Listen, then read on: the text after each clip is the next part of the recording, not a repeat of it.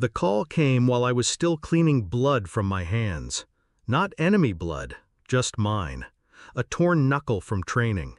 "Lieutenant," the sheriff's voice cracked across 1,000 miles. "A biker gang burned down your family's farmhouse.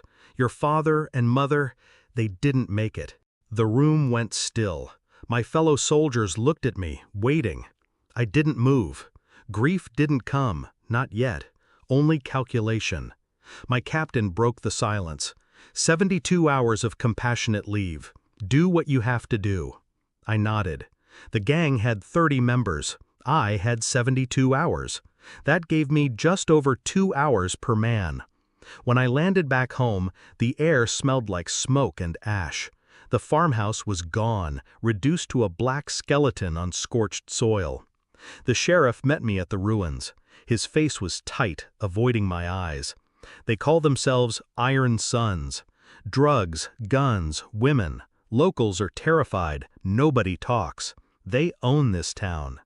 I stared at the ground where my parents once stood. My mother's kitchen. My father's worn-out chair. Gone. 30 men. And still, something felt wrong. The fire hadn't been just rage. It had been precise. Windows smashed. Entrances blocked. Gasoline spread where escape would be impossible. This wasn't wild vengeance. It was execution. Someone gave the order. Someone made it personal. That meant betrayal. I didn't storm in, guns blazing. That wasn't my way. I started with silence. Observation. I watched the bars they drank in, the trucks they drove, the women who lingered at their tables. I followed the tattoos inked across their skin, every patch, every symbol. But one thing gnawed at me. My father. He'd once run supplies for some of these men, decades back. Small favors, debts, survival. But he'd cut ties. Proud of it. He told me more than once, "You don't shake hands with devils and expect clean fingers." So why target him now?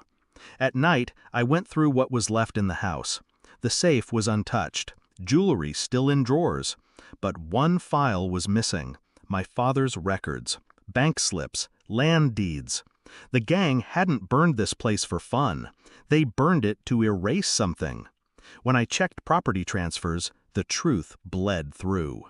2 weeks ago, a contract was signed. My parents had been fighting in court against a development company.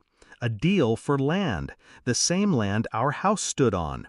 And the signature on the opposing side was my wife. The paper shook in my hand, not from weakness, from rage held still too long. She hadn't just signed against my parents. She'd partnered with the same company that bankrolled the Iron Sons. I didn't confront her immediately. I waited. That evening, I walked into our kitchen. She was at the counter pouring wine, smiling, casual, like my world hadn't burned to the ground. I set the file down between us, the signed contracts, the transfers. Her signature looped in black ink. Her smile died. Color drained. I can explain." I said nothing. Her words tumbled frantic. "They offered money, security. I didn't think they'd—" She stopped herself, but it was already too late. She knew. She'd always known. And in that silence, she realized I hadn't come home to grieve. I'd come home to calculate. I didn't raise my voice. I didn't throw things. That wasn't my revenge. I simply leaned closer, my words like glass cutting the air. They didn't just burn a house. They burned the people who raised me.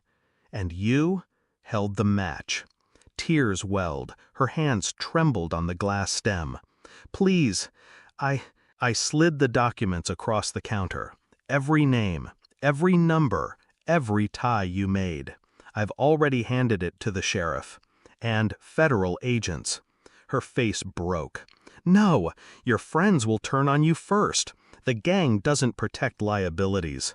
I watched the panic settle in, the realization she was cornered, not by guns, by truth.